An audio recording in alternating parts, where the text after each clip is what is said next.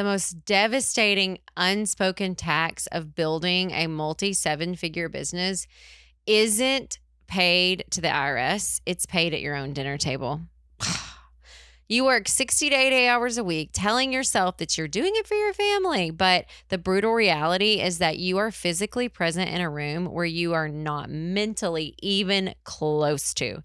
You are absent in your mind and you are sitting next to your kids or your spouse or your friends, and your brain is frantically auditing what you should be doing at work, auditing your P&L, putting out an operational fire. You've conquered the boardroom, but you have abandoned your personal life and become a stranger in your own home.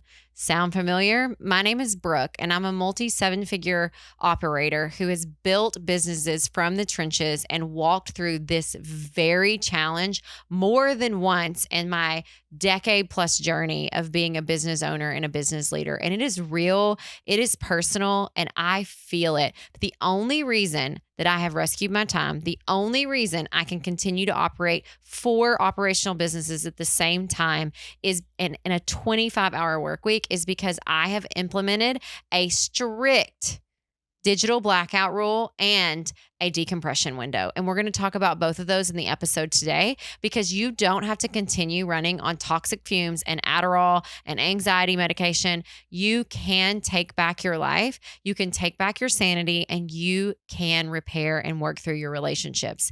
But today, I want you to be real with yourself. If you have to pause the episode, if you aren't ready to move on to the next spot, listen to those feelings inside of your body and listen to where you're at in your journey, because you may not be ready for the whole episode. You maybe just want to bite off a little piece of this and start working through it and then come back to it later. So download it, save it, wherever it is on your favorite platform, because this is something that is so deeply ingrained in us as business leaders that it can be hard and it can break open some emotional tanks that you have. So the first thing is that I think that is so important to realize is that you cannot run your home life with the same high stakes energy mentality that you run your companies.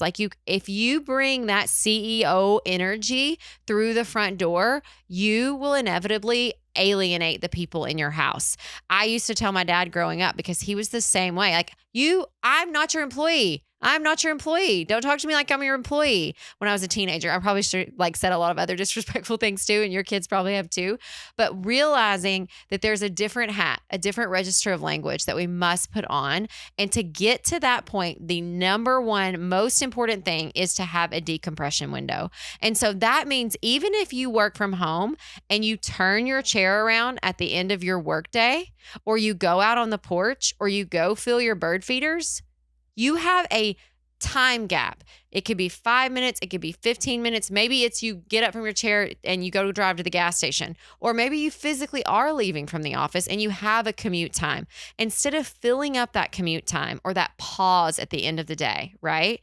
You use it to allow your brain to decompress and actually think and process. And I think the best way to do this is subconsciously, if that makes sense. Don't have an agenda. Don't have 15 questions you're going to ask yourself. Just let your brain think and feel and flow, because that is something when you are a high wired, high performing person, you are always pushing to the next level. And sometimes you need that permission to just sit and be in that present moment instead of being the frantic operator running home, because then the people that you love, the people you want to show up for, they get the version of you that's not the frantic, anxious, disaster mess. They get the relaxed and peaceful and calm version of who it is that you are and you truly, how you want to show up in those relationships. And if this sounds like you and you want to stop letting your ambition destroy your personal sanity, click subscribe or follow on whatever your favorite platform is, whether it's YouTube, or we also air the audio of this on podcast platforms, because every week we drop multiple episodes, and that is the best way to keep up with what we're dropping next. And we're always trying to speak into the lives of entrepreneurs who are on a journey that I've already been through. So the second thing is so if you got the decompression window, you got to drop the command tone at the door, okay? So unconsciously treating your partner or your spouse or your children like staff members, and you're not doing it on purpose. That's the thing, is there's no shame attached to this. It's more acknowledgement and realizing this is what I'm doing. And then you find yourself micromanaging like all these household tasks and analyzing domestic efficiency. And we could do this better, and speaking in an authoritative, like clinical tone. And your family just wants you to be still and like play a board game or sit on the floor and not have any distractions. And I'll give you a great example. We do this thing called a vacation optimizer in our businesses. And my executive assistant, Rebecca, who's behind the camera, shout out to her. She's fantastic. She did one with her kids and talking about what you were expecting on their vacation last summer. And all they wanted to do was play on the beach. And like as parents, as business owners, as CEOs, we get so wrapped up in the to-do list and the calendar. And sometimes your people, they want you to just be. And so if you can take off that CEO hat and drop that command tone, and you realize your family does not need a savior or a fixer or a boss. They just need a partner or a parent. And when someone at home shares a problem, ask a question. Don't try to jump into fixer mode.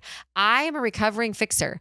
I have a whole story about my divorces in my 20s, and I was a recovering fixer. None of my relationships needed to be fixed. I just needed to be present and be a partner. But I didn't know that because of my emotional damage and baggage. And we bring that home from the office or from our desk or from work, and we don't necessarily mean to, but then we end up talking to the people that we love the most, and it makes them feel more isolated and more lonely.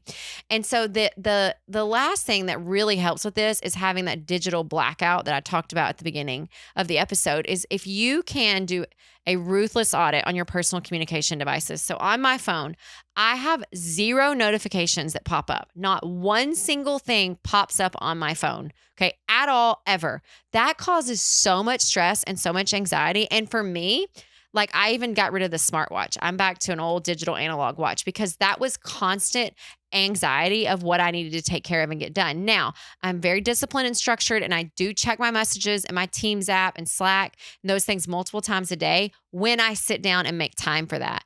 But it's not when my kid's trying to talk to me. It's not. Let me say that again. It's mostly not when my kid is trying to talk to me. Sometimes he'll come barge in and I'm like, let me finish this work thing. Give me just a second. Let me finish. And then I'll put my phone down, right? Because sometimes you're in the middle of a message and you just need to get it out. But when you're putting your kids to bed, when you're reading to them at night, are you distracted? Are you following your hiring and delegation playbook and actually allowing the people that are around you to do the things that they need to do?